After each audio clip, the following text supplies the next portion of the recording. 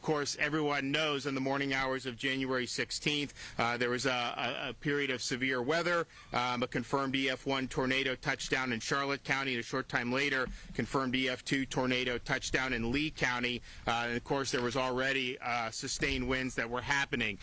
Earlier this week, unfortunately, the state of Florida received notification that the Biden administration denied Florida's request for individual assistance to support Floridians who were displaced by the tornadoes that hit a few weeks ago in Charlotte and Lee counties.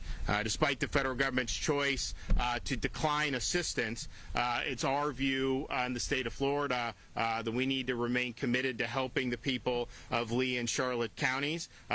We had obviously Kevin Guthrie here immediately, and the counties and the charities have really done a lot of great work to help folks. But I have directed our Department of Emergency Management to immediately appeal this decision, and they've begun working through that process. They're also identifying other forms of individual of assistance that may be available. But this is kind of the main program that we use in disaster relief and recovery operations. And I think people realize, many people realize here, and I don't know if everyone realizes outside of here, you had 158 homes that were either destroyed or sustained major damage. Over almost 300 residents were displaced as a result of these tornadoes.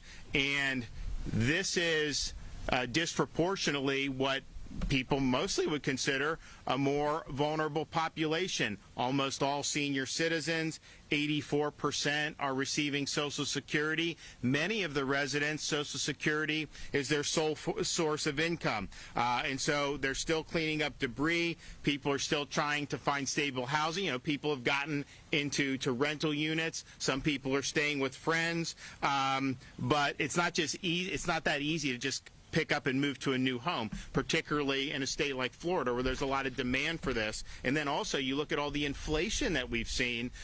Stuff's a lot more expensive than it was just a year or two ago. So we understand the challenges that folks are facing. As soon as the tornadoes hit, Florida Department of Emergency Management had deployed disaster staff, recovery staff into the impacted counties.